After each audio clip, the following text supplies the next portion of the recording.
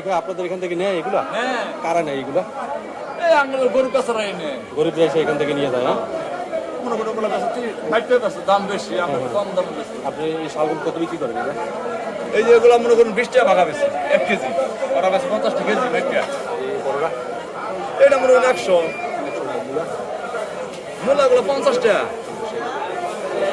এটা 50 টাকা কেজি না ভাগ? হ্যাঁ, সবগুলো ভাগা দেওয়া, হ্যাঁ। ভাগায় বিক্রি হয় এখানে? ওকে, তাহলে ওইখানে তো অনেক কমে বিক্রি পাইতেছে এখানে।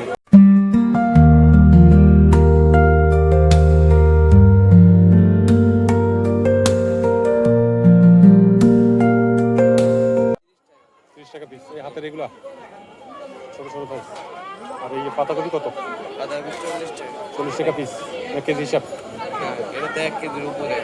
আর এই চাল কুমড়া তো গ্রীষ্মকালের গরমকালের তরকারি, তাই না? গরমের সিজনে হয় এটা। কত? দাম 50 টাকা 50 টাকা কেজি না পিস? পিস। পিস হিসাব বিক্রি হয় সব। আর লাউ? তাও বিক্রি করতে হবে আমরা 60 টাকা। শীতকালের লাভ। তো এটা কি পাইকারি আপনার দোকান নাকি খুচরা দোকান? এটা খুচরা দোকান। খুচরা দোকান না? ওইখানে উপরে গেলে তো আরও একটু কমে পাইবে না? কম করে। তো ওখানে আপনার যখন ওইখানে থেকে কমে পাবে তখন এখান থেকে নিবে? আমাদের মাল কাস্টমার চিনে, ভালো মাল। ভালো মন্দ এগুলো যাচাই ফাচাই করা থাকে না? এগুলো কয় নাম্বার মাল? এগুলো 1 নাম্বার?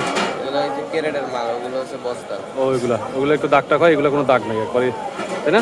ফ্রেশ। দাগ হয়, এগুলো তো সব দাগ হয় না। আমি একটু দেখতেছি এখানে ফুলকপিটা একদম ফ্রেশ, কোনো দাগ স্পট নেই। এগুলো ক্যারেটের মাল? না, ফুলকপি তো গাড়ি তো, ফুলকপি তো ক্যারেট হয় না। কোনটা ক্যারেটের মাল? ফুলকপি হচ্ছে লাস্টে দিয়া সকালবেলা খায় না। এখানে তো আপনার কয় ধাপের মাল থাকে? 3-4 ধাপ তো থাকেই, তাই না?